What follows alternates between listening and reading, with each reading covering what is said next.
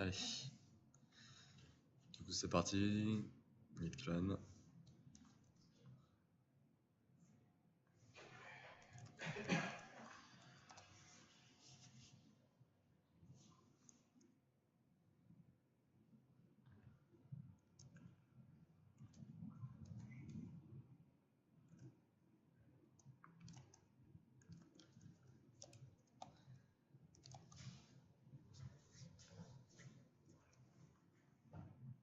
En général, vous avez bloqué sur l'itération 3, c'est ça? Sur la récupération des données du formulaire.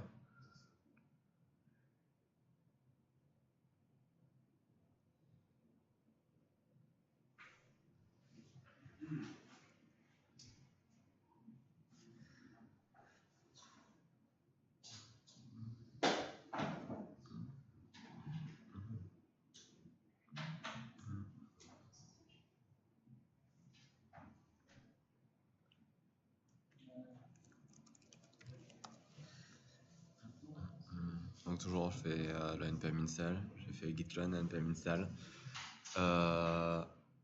Alors, tac. Index, hop.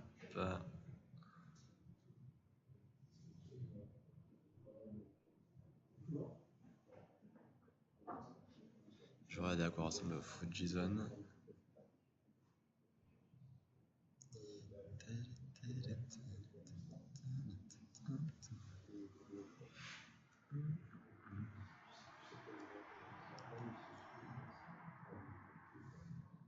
Donc en gros, ce qu'on va faire, bah, c'est ce qu'on a fait la dernière fois.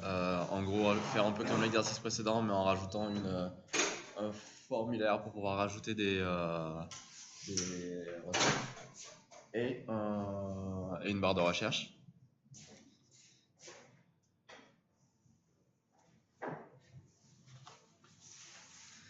Donc, on va vérifier qu'on a bien Bulma dans le paquet JSON. Bah, il est déjà installé. Donc, on peut faire directement import Bulma CSS pour pouvoir l'utiliser dans notre index si ce n'est pas déjà fait. Je vais le faire dans la.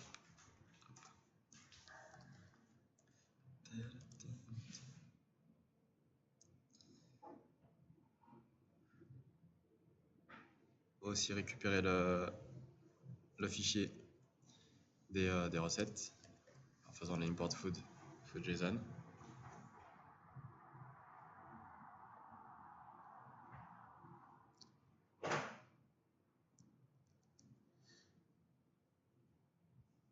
Ok, donc on va se créer un composant foodbox. Donc maintenant, à partir de maintenant, quand je vais faire des composants, je vais créer d'autres fichiers. Alors souvent, ce qu'on fait, c'est qu'on crée un folder components.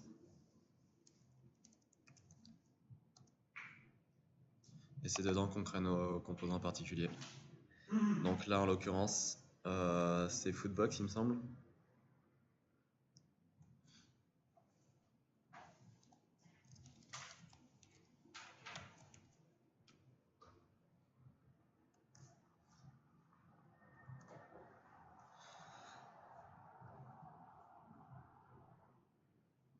Et il est censé ressembler à ça. Donc ça va être à l'intérieur de notre render du foodbox.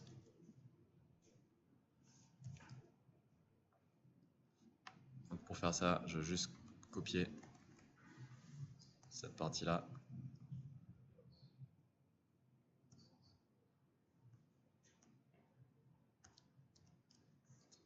Je vais tout copier.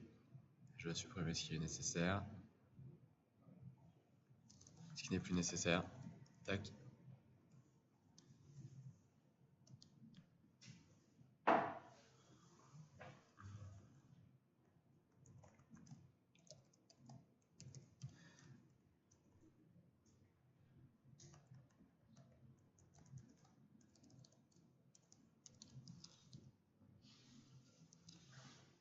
Donc encore une fois, donc voilà, je me crée un composant en faisant une import React, component React. Je récupère aussi donc du coup le CSS de Bulma qui va me servir sûrement.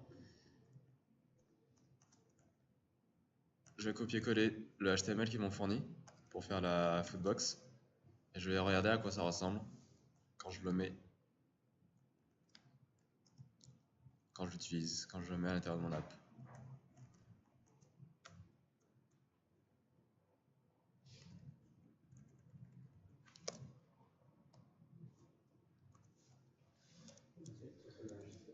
Ouais.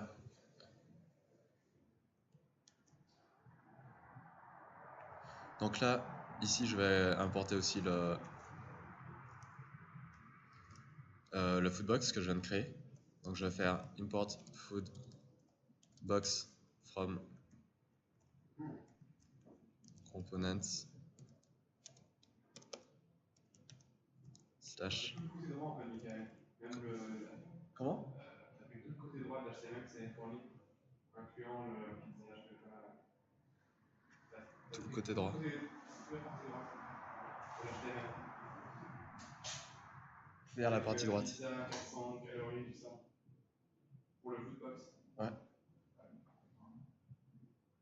Ouais, non. Ah, tu me dis de prendre juste ça, c'est ça? Prendre un Non, juste mais, un Non, si. Mais pour l'instant, je teste juste. Je regarde à quoi ça ressemble et ensuite je vais modifier en fonction de ce qu'il y a à l'intérieur. Alors, npm. Donc celui-là, il marche avec npm run start.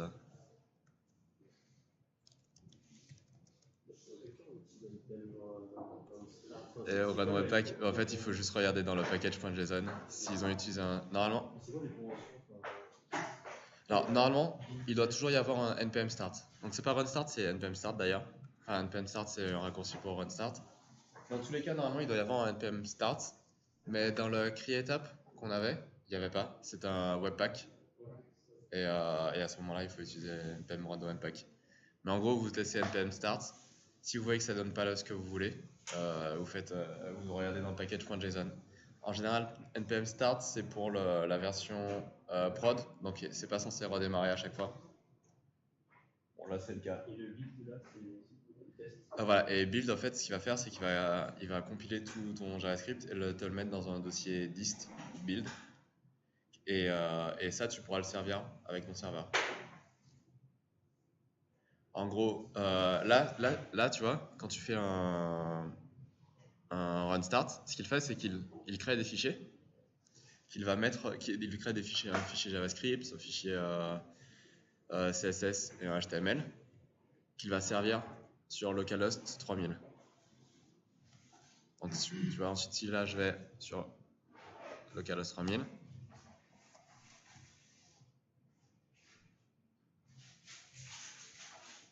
alors, et que je regarde dans network,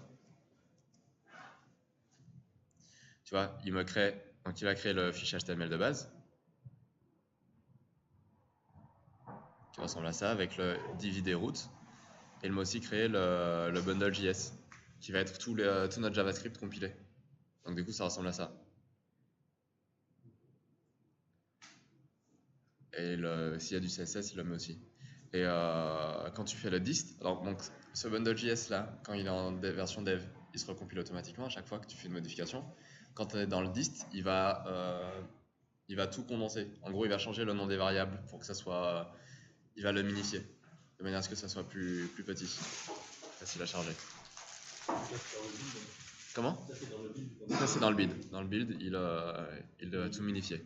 Et donc, build, c'est ce qu'on va utiliser quand on va pousser sur les recours. Exactement, c'est ça. Et test, Et test, c'est pour faire tourner des tests sur ton interface, pour voir si elle fonctionne bien. donc là, dans le local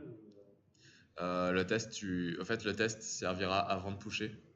Quand tu fais du déploiement continu, en fait, en gros, t'as ta version dev, et avant de pusher, on réalise des tests pour vérifier que les fonctionnalités que tu viens d'implémenter dans ton git commit et donc git push ne vont pas perturber les autres fonctionnalités. Donc, tu te fais des fonctionnalités, tu mets des tests pour regarder si tes fonctionnalités fonctionnent.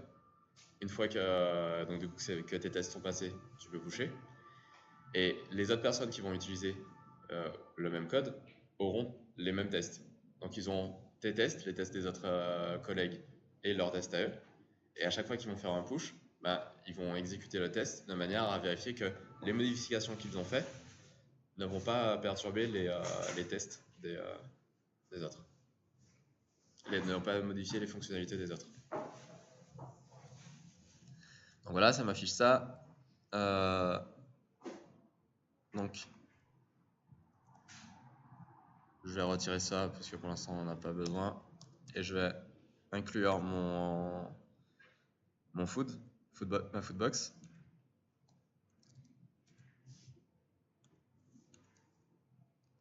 Juste pour regarder à quoi elle ressemble.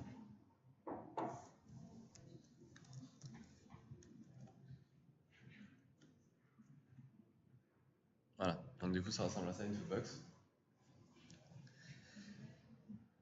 Maintenant pour pouvoir faire quelque chose qui ressemble un peu à ce qu'ils ont fait, il va nous falloir itérer sur plusieurs foodbox en fonction de la variable food, de ce qu'on a récupéré dans la nourriture.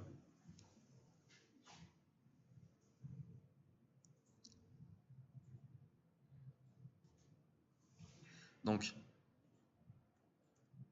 ça on va regarder à l'intérieur de foodbox. Qu'est-ce qui définit l'image? Donc apparemment c'est ça. Le contenu va être ici, donc le titre et une description. Alors, du coup c'est titre et calories ici. Et après la quantité, ça va être à nous de la mettre ici comme valeur. Donc vous voyez, on va se faire un constructeur props pour pouvoir récupérer les propriétés du parent qu'on va intégrer dans le foodbox. Est-ce qu'on aura besoin de state? Ouais, peut-être. Autant se faire un constructeur.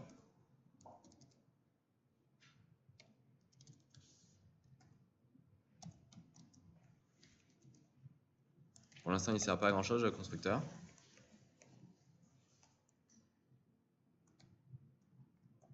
Ma source, mon image source, ça va être ce que mon parent m'a envoyé. Donc c'est this.props.img.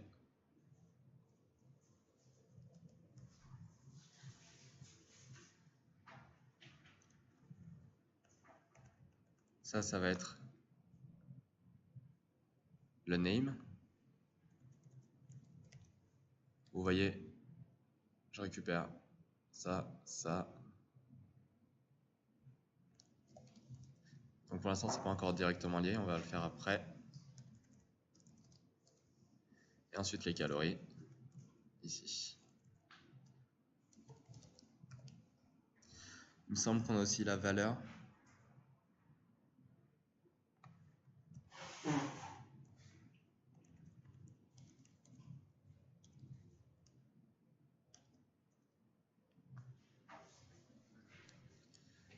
Voilà, donc on a changé ça. Par contre, maintenant, il va falloir fournir ici le name.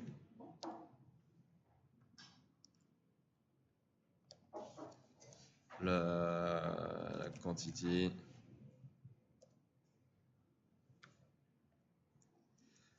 On avait quoi d'autre? L'image.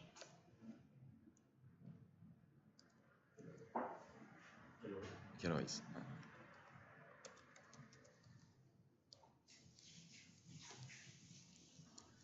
Ok, donc à l'intérieur, on va devoir mettre la valeur de ces éléments, de ces variables. Donc, ce qu'on veut faire, c'est que pour tous nos foods, on ait un élément comme ça. Donc, quand on veut faire ce genre de choses, on en a déjà parlé, on utilise un map. Donc, je vais faire ça, foods.map, même si par la suite, on va devoir changer parce qu'on va vouloir modifier foods. Foods map. Comment il s'appelle? On a fait food. On fait au singulier. Et on va retourner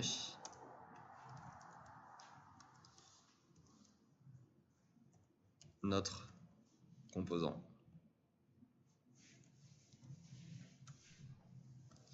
Et donc du coup à l'intérieur, ça va être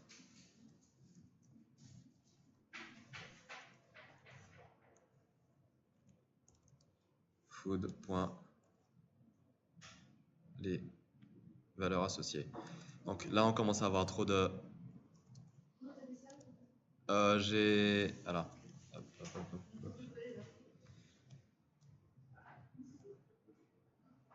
Alors j'étais là, comme ça. J'ai sélectionné tous les symboles égaux. J'ai sélectionné ensuite le mot qui est avant. Et donc du coup, je peux faire food, point, et CTRL-V du symbole avant.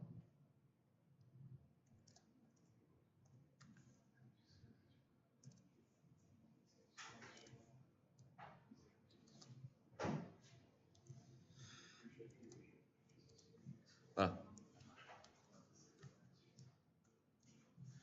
Donc on a notre composant.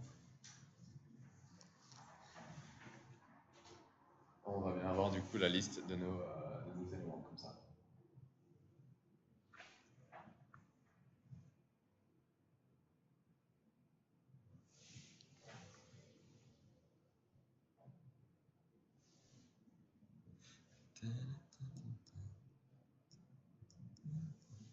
Alors ça donne pas exactement la même chose.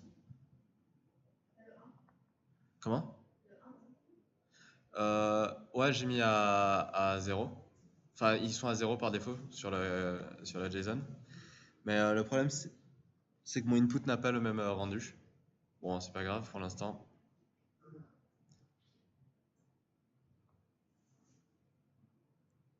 Alors maintenant, du coup, itération 3, on va vouloir ajouter des nouveaux, c'est pas des ingrédients, des plats. Alors, donc maintenant, on va devoir penser à la logique de notre application. Là, on veut avoir une liste de nourriture dans laquelle on va pouvoir ajouter des choses. Donc, ça veut dire qu'on va avoir un état dans notre composant principal, app, qui va contenir la liste en question. Donc, c'est un peu comme ce qu'on avait fait avec Iron Contact, enfin avec les célébrités. On va avoir une liste de notre nourriture. On va déjà faire ça. Donc, dans notre app,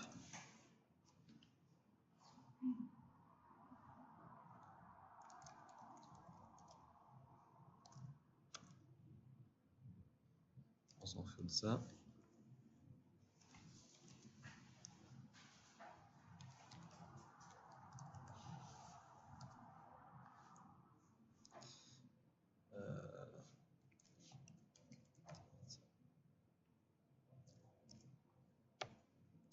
Voilà, donc on peut appeler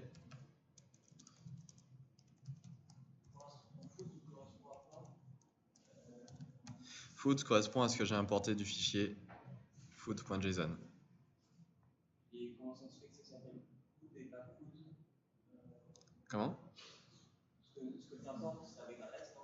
Ouais, c'est avec un S. Ensuite, je fais un map dessus. Ouais. Lorsque j'importe, c'est un tableau. Du coup, ça change, tu peux jouer avec le map et tout. Ce que j'importe, c'est un tableau. Et ensuite, je fais un map pour chacun des éléments du tableau que j'appelle food. Okay. Je vais food.name.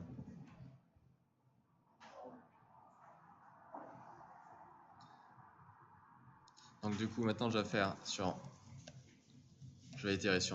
un map sur mon thisState food. Et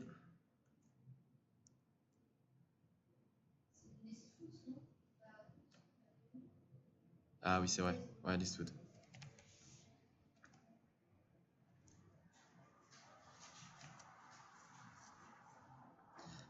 C'est ça. Et donc du coup, maintenant, il nous demande de faire un formulaire qui va pouvoir rajouter des éléments dans ce nourriture. Donc, pour faire les choses proprement, je vais me faire un élément à part, formulaire, un composant à part.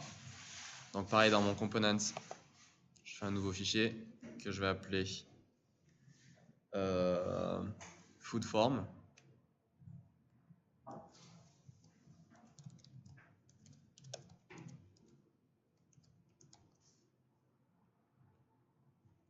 Hop, je reprends les mêmes syntaxe que foodbox,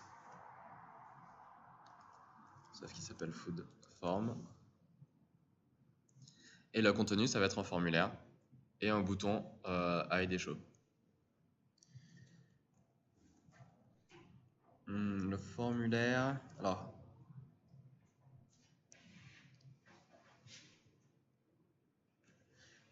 create a button to add new food when you click the form will appear with food name no longer can. Ok, c'est bien ça.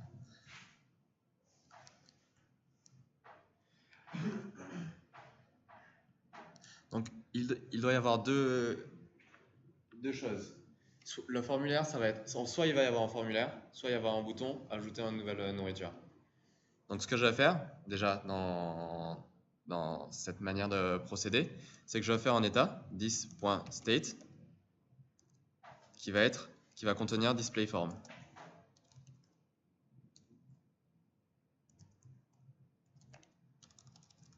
Display form que je set à false de base. Donc c'est à dire que de base on a juste le bouton affiché en formulaire.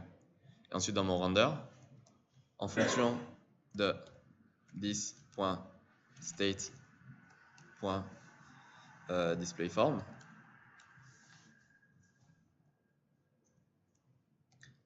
je vais retourner des choses différentes. Donc ici je vais faire un return du gros morceau. Et ici je vais faire un return juste du bouton. Donc le bouton, ça va être button ajouter un plat.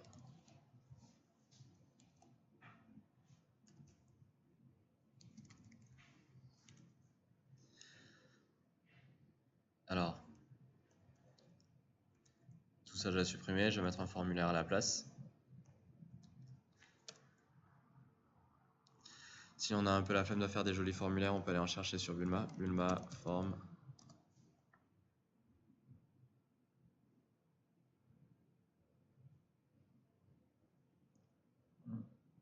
On va prendre celui-là.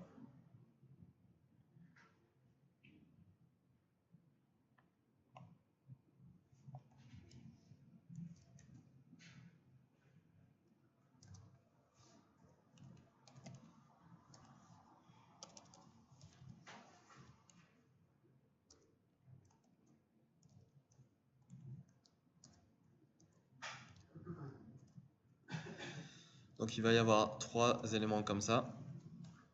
Ça va être name, calories,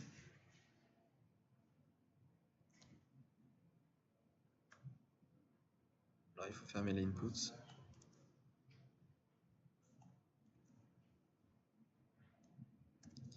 Donc ça va être name, calories, et l'autre c'est image. Est-ce qu'il y en a d'autres? Ok, la quantité sera par défaut à 0 quand on va... Oh non, on va rajouter quantity aussi.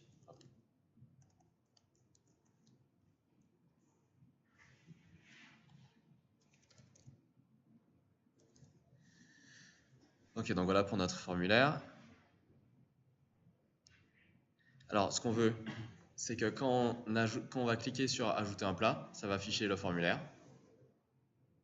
Et donc en gros, ajouter un plat est juste censé mettre display form à false.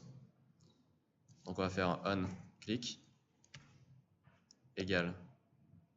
Et on va directement mettre la fonction ici puisque elle n'est pas compliquée à écrire. C'est juste this set state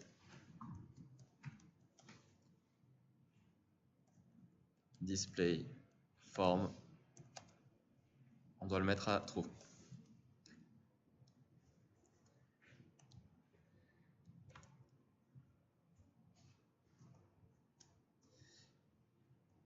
Et maintenant,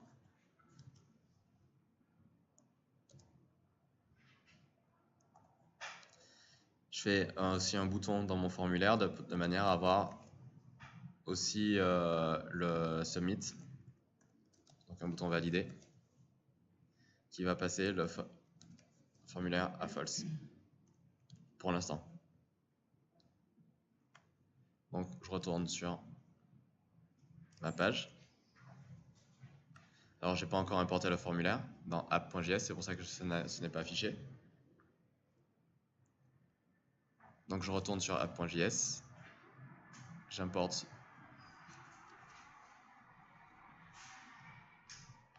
food form et je l'inclus dans ma page au-dessus de foodbox. Non, hop, ici.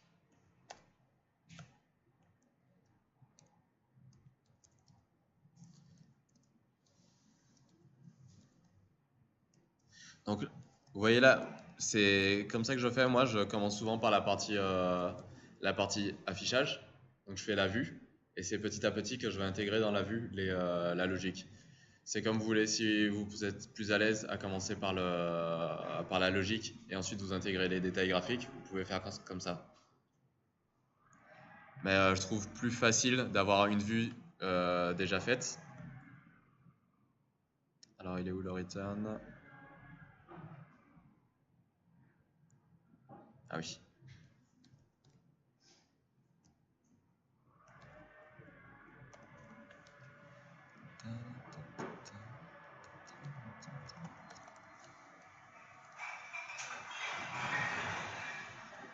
Je trouve plus facile d'avoir une vue déjà faite et ensuite de raisonner sur comment fonctionne cette vue et comment on va faire les modifications à l'intérieur. Forme.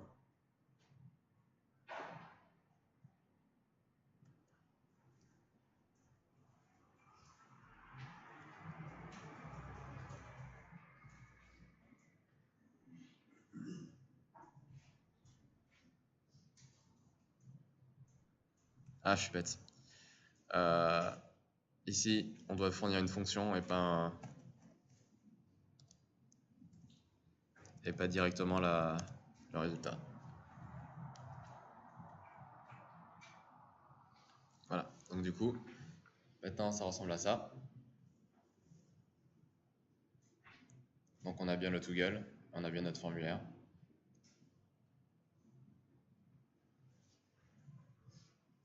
Et maintenant, niveau logique, ce qu'on veut, c'est que quand je mets valider, ça me rentre les informations que j'ai rentrées dans la page.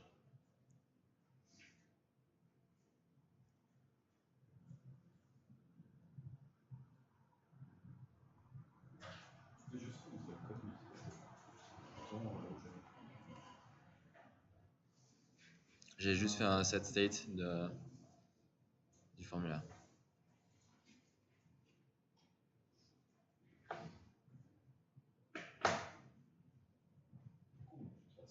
Comment?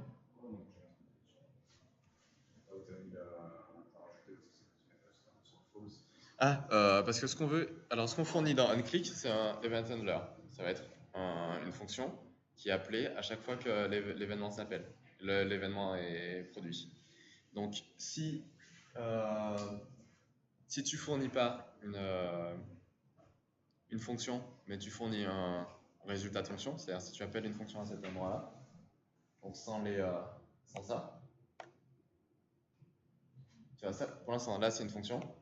Si je fais ça, ça veut juste dire execute this set state.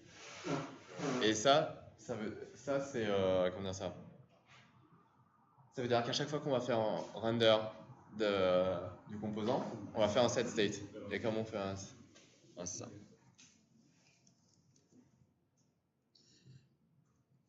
Alors, donc voilà, ce qu'on veut, c'est maintenant récupérer name, calories, image et quantity à l'intérieur d'un objet pour pouvoir ensuite le pousser dans notre formulaire.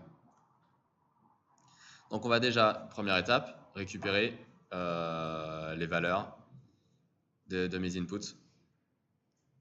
Donc on va se le faire avec un onChange, comme on a vu la dernière fois. Donc je vais changer qu'un seul des inputs et je vais faire un copier-coller après.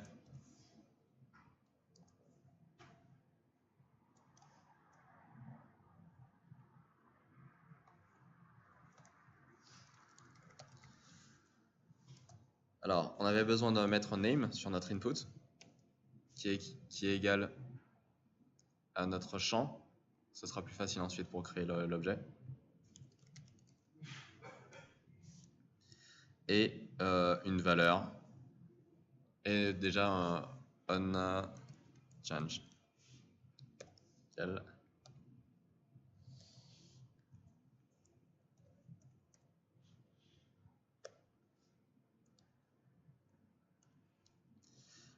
This.handleChange. Donc si on fait ça, ça veut dire qu'on va avoir besoin d'un handleChange ici.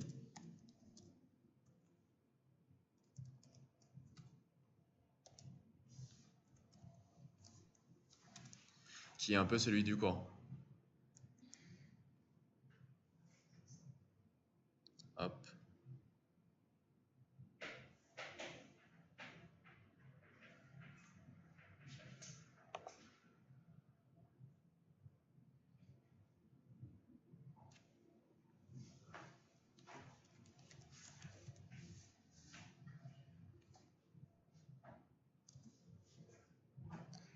Donc sur notre event, on récupère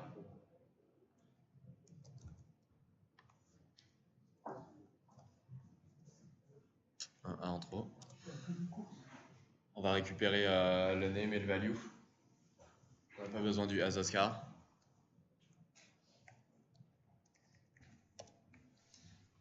Et on fait un set state du name value.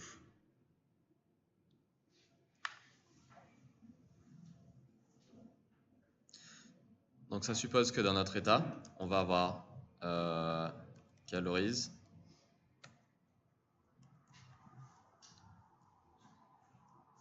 qui seront départ à 0, name,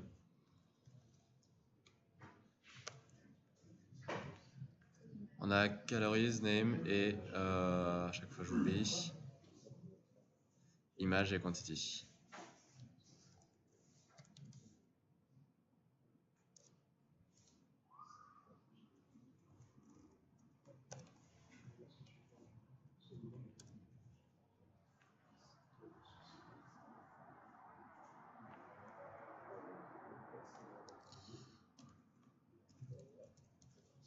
Alors, ce que je vais faire, c'est dans mon handleChange, je vais vérifier si name est égal à calories ou quantity, et je vais faire un parse en int.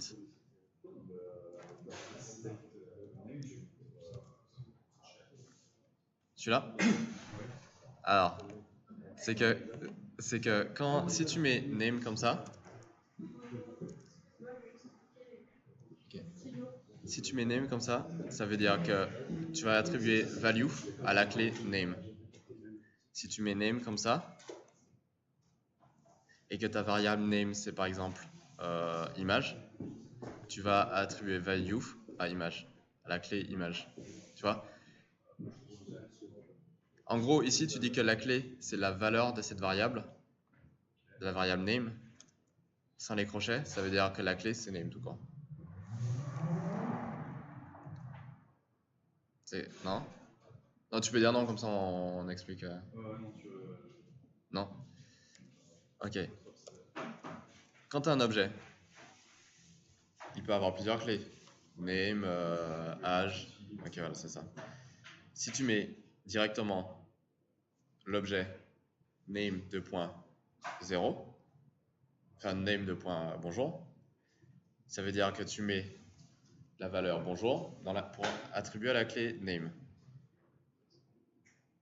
Mais par contre, ce qu'on veut, c'est qu'en fonction du nom, en fonction de la valeur de la variable name, tu vois, Ça, c'est une variable. Lui, c'est pas le name. Ah non, c'est pas ça. C'est ça. C'est pas name qui est dans le machin, c'est le name qui va être ici. Donc calories.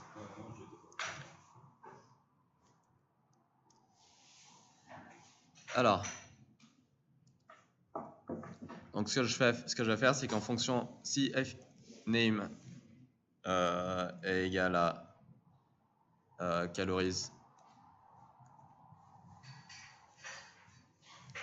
ou name est égal à quantity, je vais les transformer en entier.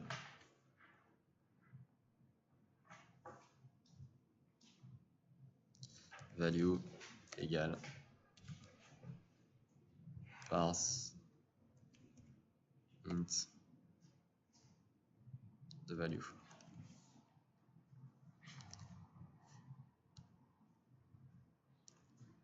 Ok. Donc maintenant qu'on a ça, il va falloir passer notre handle change à tous nos inputs.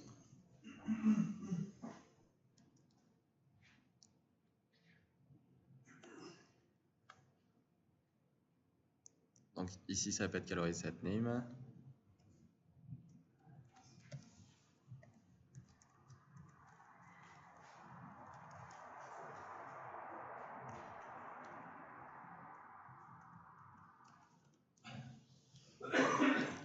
Ici, ça va être image.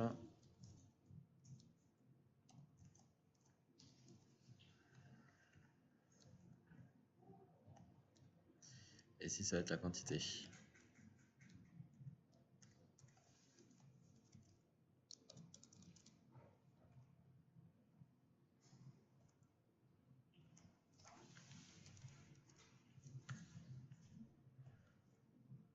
Alors, du coup, type, je crois qu'il y a un input number, un truc comme ça. Pareil pour calories.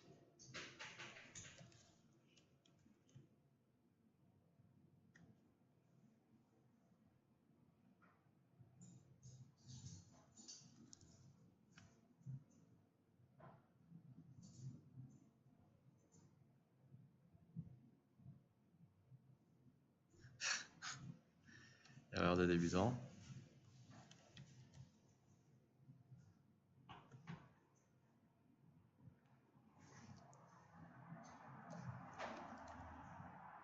Voilà.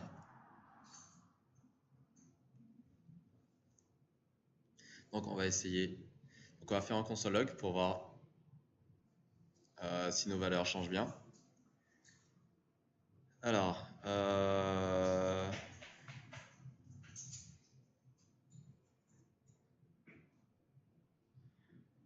on va faire le bouton valider.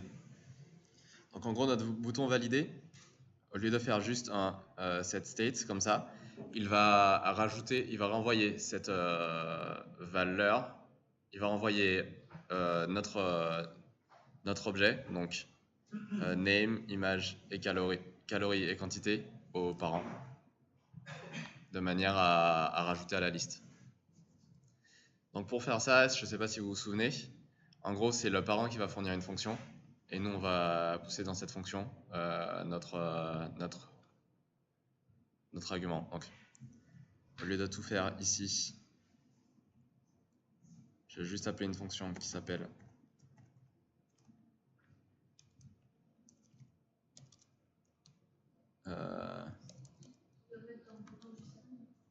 comment?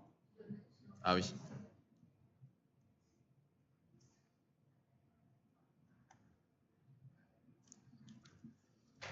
Push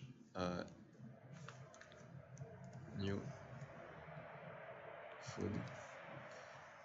Donc je vais juste appeler new food. Que je vais définir en haut. Donc new food va être une fonction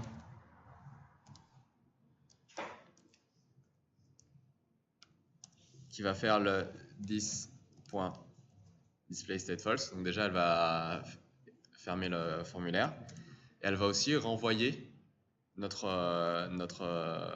objet, donc name, image, calorie et quantity, au parent, de manière à ce que le parent puisse rajouter ça dans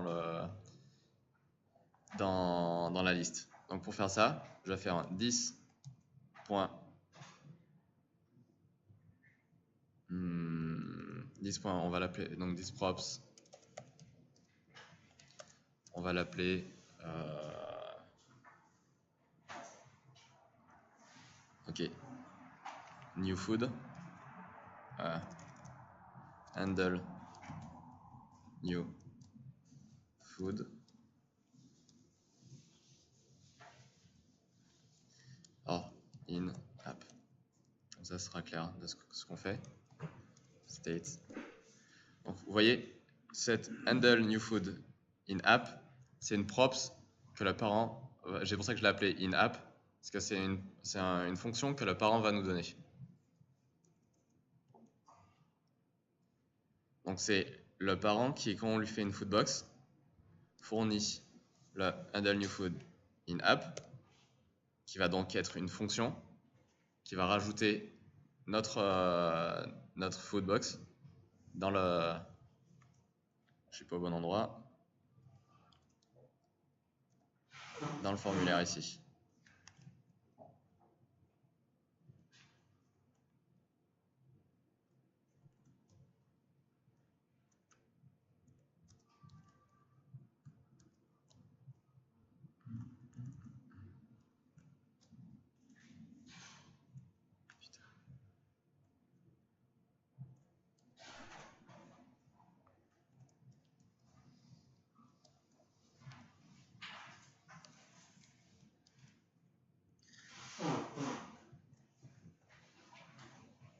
Alors, ce que vous voyez ici, on va fournir une fonction qui va pouvoir rajouter quelque chose dans l'app. Cette fonction-là, elle va prendre une food qu'on lui a envoyée. Elle va le rajouter dans le state list food.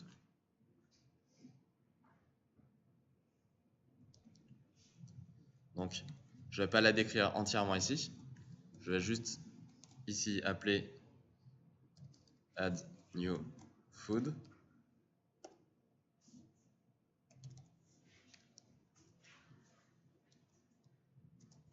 Et add new food, je le définis là-haut, qui prend un food.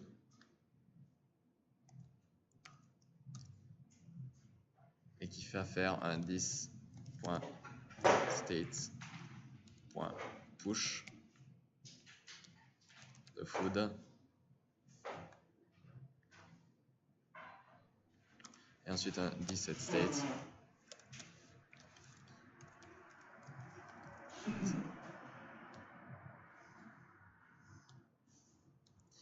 J'ai oublié le list food.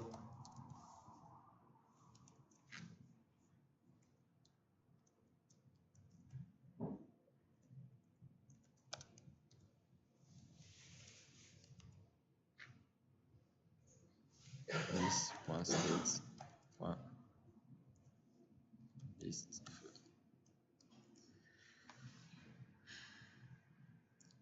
Alors, ça peut paraître bizarre le fait qu'on crée énormément de fonctions qui s'appellent les unes les autres. Parce que si vous regardez le procédé, ici qu'on a appuyé sur le bouton, on a créé une fonction. Alors, non. Ici qu'on appuie sur le bouton, on crée une fonction qui appelle newFood. NewFood, je définis ici, et elle appelle une fonction du props. Le props, j'ai défini. Quand on met 10 props, en fait, c'est qu'on appelle le parent, c'est ça? Ouais, 10 props, ça va être quelque chose que le parent fournit.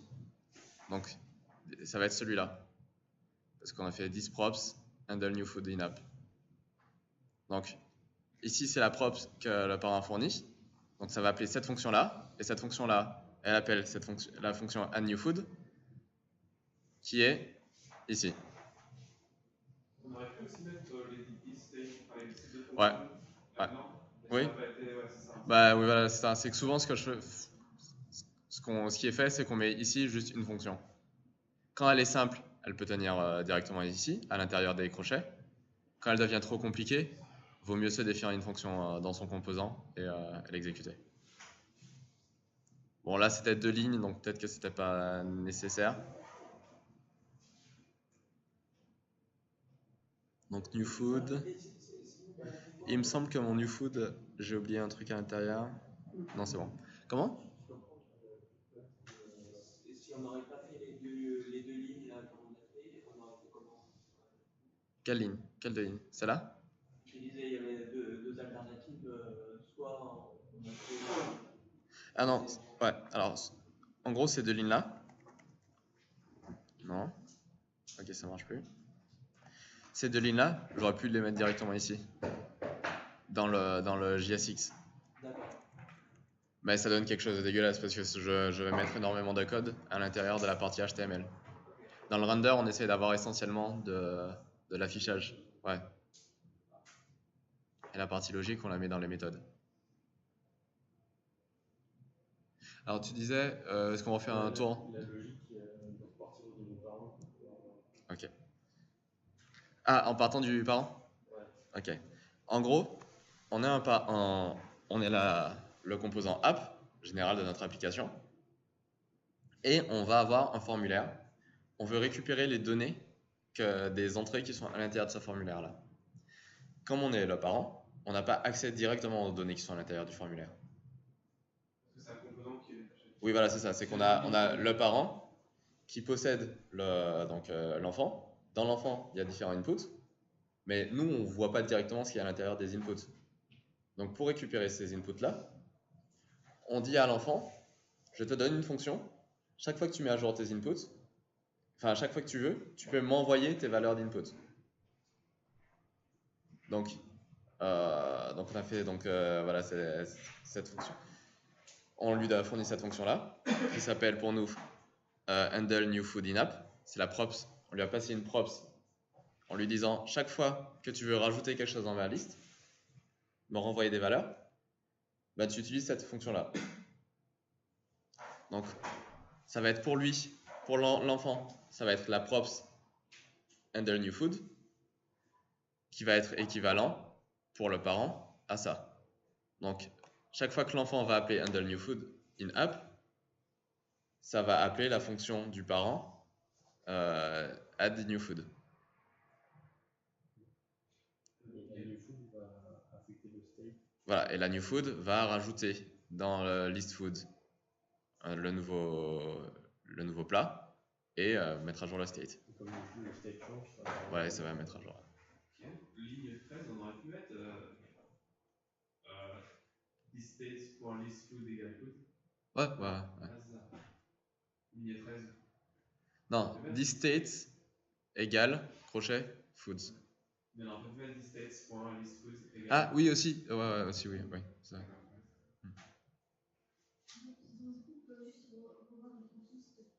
Ok. Donc voilà, on est dans on a donné à l'enfant le handle new food in app. Comme ça, quand il va vouloir rajouter un plat, il va appeler cette fonction-là. Pour nous, ça équivaudra à rajouter dans la list food le plat qu'il nous a donné. Donc lui, il va appeler cette fonction-là quand on va cliquer sur le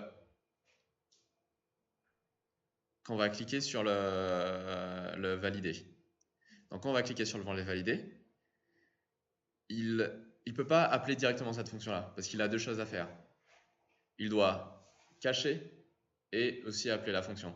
Donc c'est pour ça que j'ai créé une autre fonction qui s'appelle newFood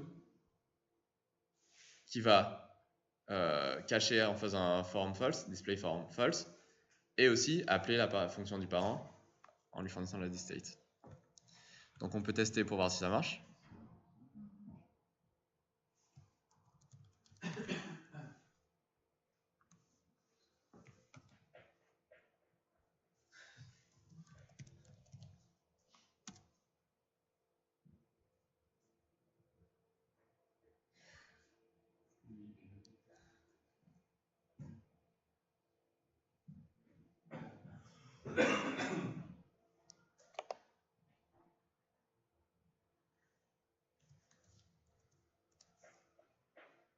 C'est ça.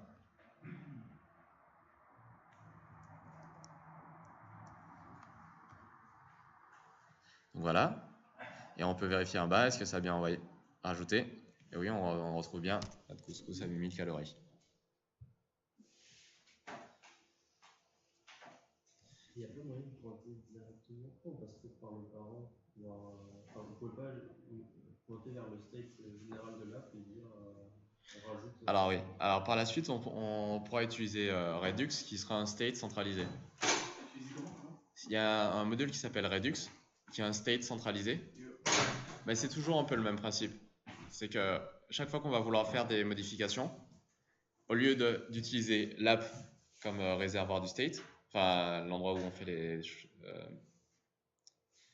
les modifications, on va le mettre, le state généralisé à tous sera dans Redux. Donc du coup, le composant enfant va pouvoir avoir accès à push dans ma liste un nouvel élément. Tu vois, si on avait dans chacun des éléments, alors où est-ce qu'il est? Tu vois, si dans chacun des food, ouais, si dans le food form, non, c'est pas ça. Mais bon, mettons, si dans le food form, on avait accès à la liste du parent, ben, on n'aurait pas à faire toute cette gymnastique avec les fonctions. Mais il faut avoir exactement la même liste dans foodform et dans app pour synchroniser. Et donc du coup, il y a Redux, justement, qui est un module qui permet de synchroniser, enfin d'avoir un seul state qui est partagé avec différents composants.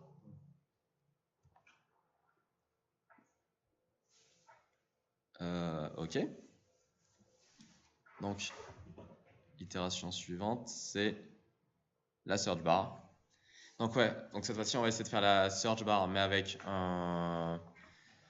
donc je vous avais montré une première version la dernière fois, en faisant deux listes et en faisant passer d'une liste à l'autre.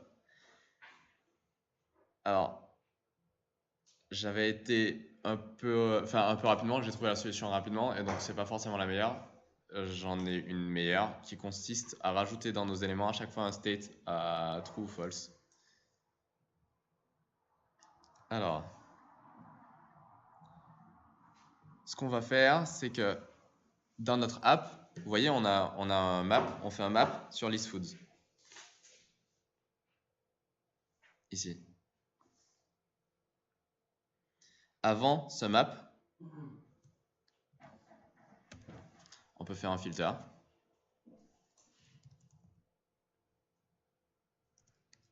Et la fonction du filter, ça va être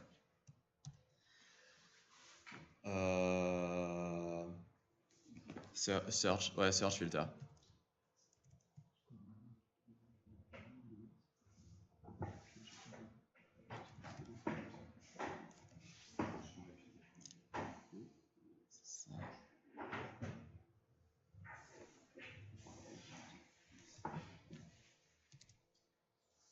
Donc ça va être search filter, comme ça, food.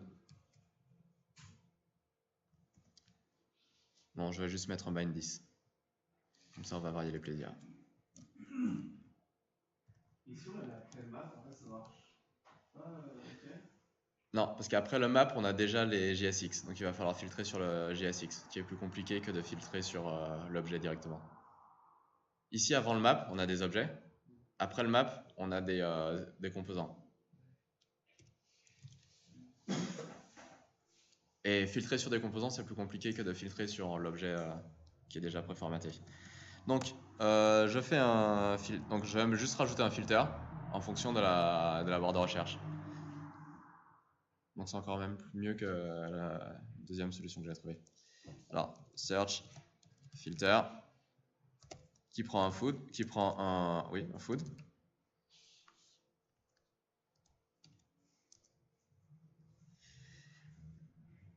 Et qui va return this.search text this.food.name includes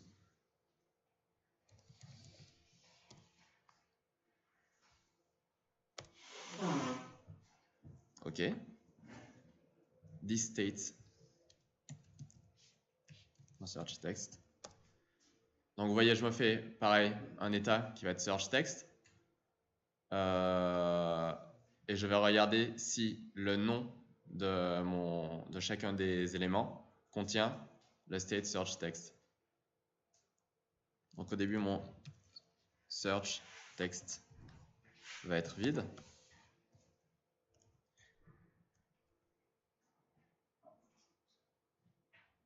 Mais je vais me faire un input ici.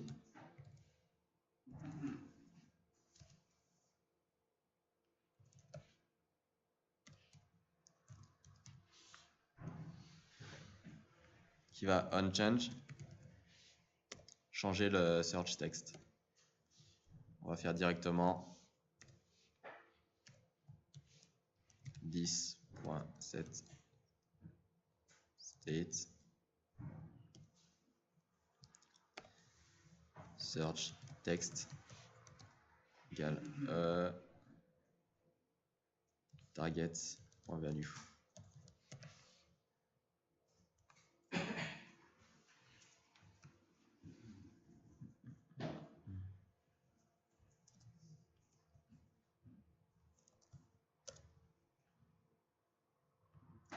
Je vais mettre un placeholder.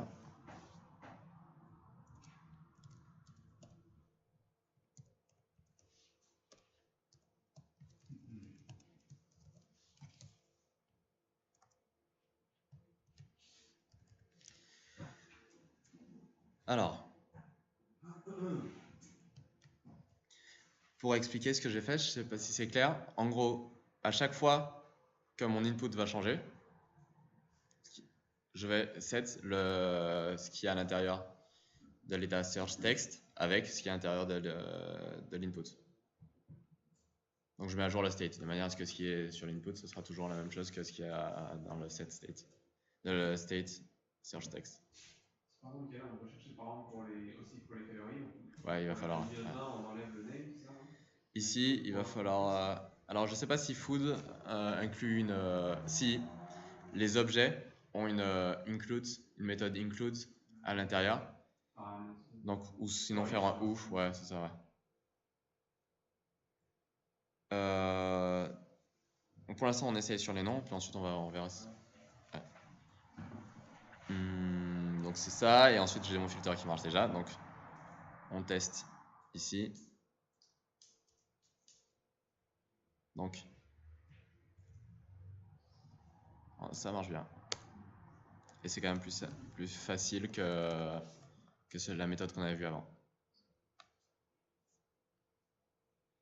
Donc ce que j'ai fait, c'est en fait l'astuce, c'était de rajouter un filter entre mon list food de base et celui que je vais afficher avec le map.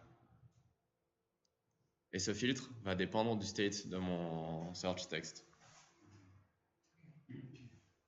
Bon, c'est quand même beaucoup plus court et beaucoup plus simple qu'avoir les deux tableaux.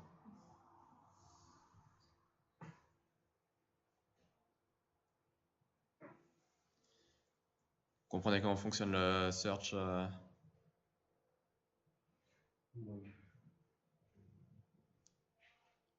À quel endroit? Qu'est-ce que... Julien qui réexplique. Ok, d'accord. En gros, avant, ce que j'avais, c'est que je prenais tous mes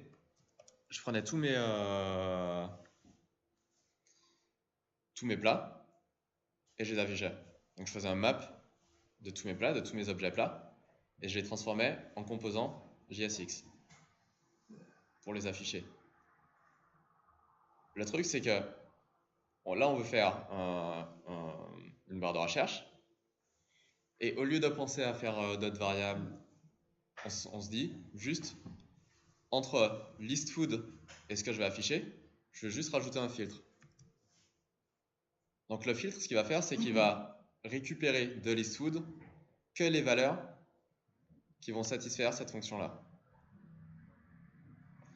Donc pour chacun des éléments de list food, je vais appeler cette fonction-là. Si elle renvoie true, je les garde. Si elle renvoie false, je les sors.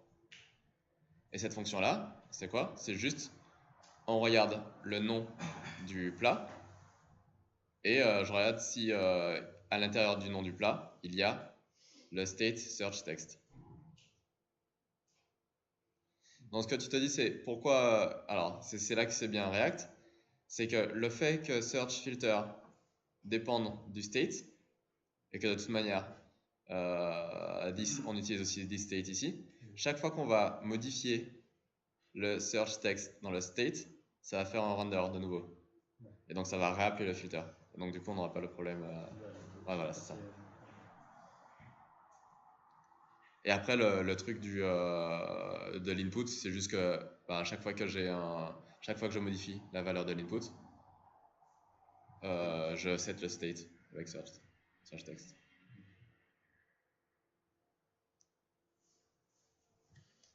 Ok, il me semble qu'il y avait encore une itération.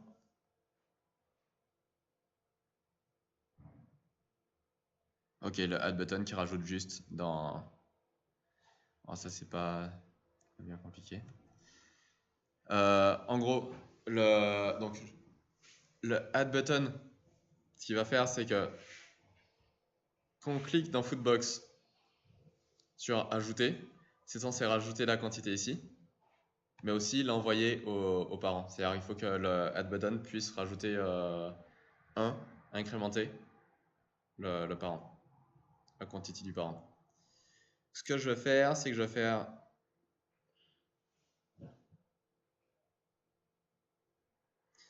sur mon bouton add, je vais faire un onClick.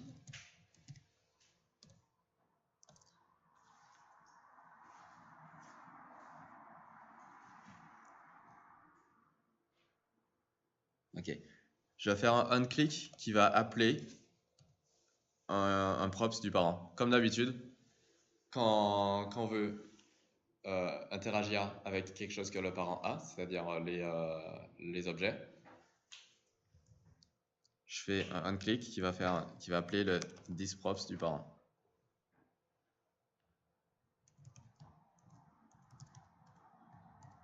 ThisProps. Alors, ça va s'appeler add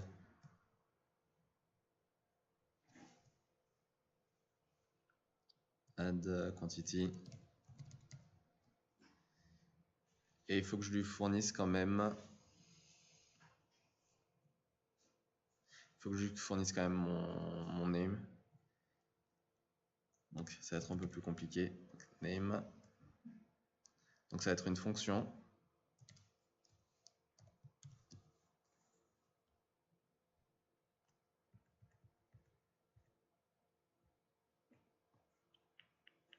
Et le name, c'est thisProps name.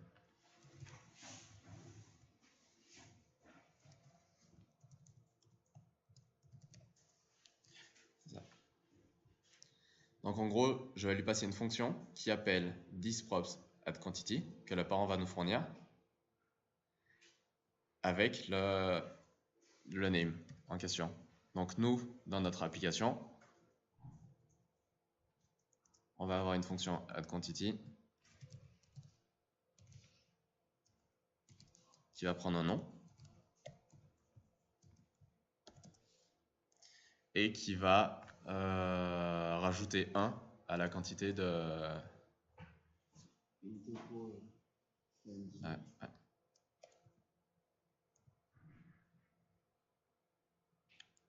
D'ailleurs...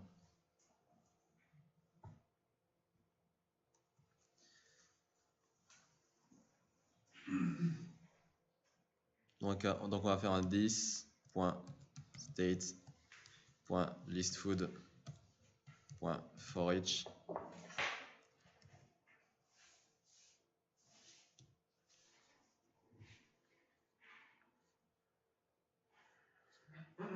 Donc pour tous les éléments de listFood, je regarde si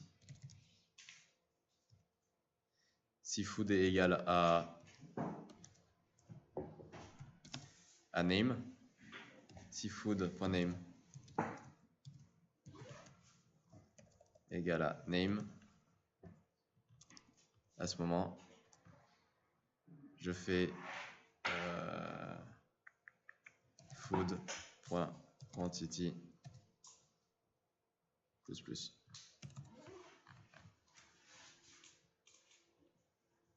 Et là, par exemple, Michael, si on avait mis un key pour chaque clause, ça fait que. Ouais, non, c'est pareil. D'ailleurs, on a oublié le key, c'est vrai. Je vais le rajouter là, ça va être le name.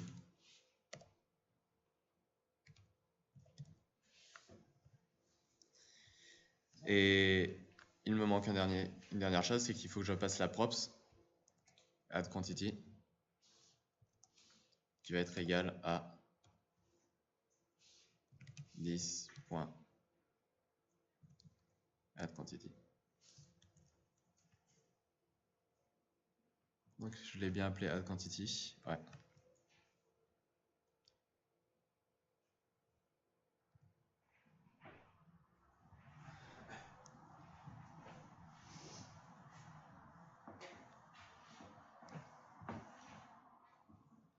En fait, ça m'étonne un peu que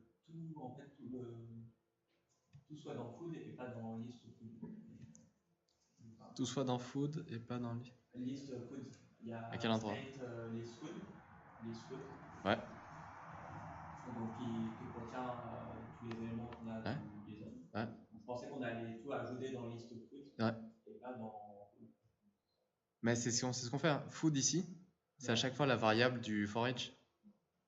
For each, ça va dire pour chaque élément de list food. Donc en fait, c'est la variable locale, c'est ça? C'est que pour cette fonction. C'est que à l'intérieur du for each. Ouais, le for each pour fonctionner, tu lui donnes une fonction qui va prendre un élément et le transformer en quelque chose, qui va faire quelque chose pour chaque élément. Okay. Donc, il a besoin comme paramètre de l'élément. Donc du coup, pour tous les éléments food qui seront dans list food, on va changer food. On va regarder si food.name égale à name. Là, il me dit ligne 40.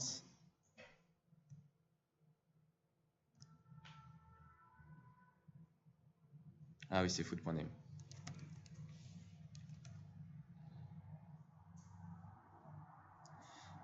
Donc du coup, hop,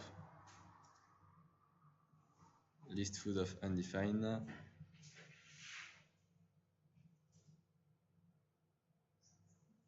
Ok, c'est parce que j'ai oublié de bind le quantity ici.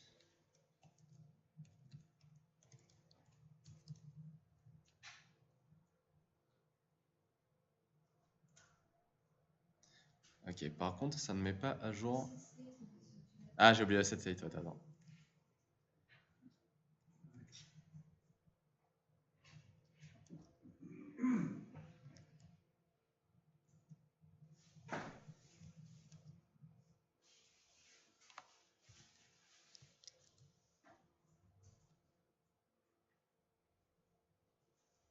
Voilà.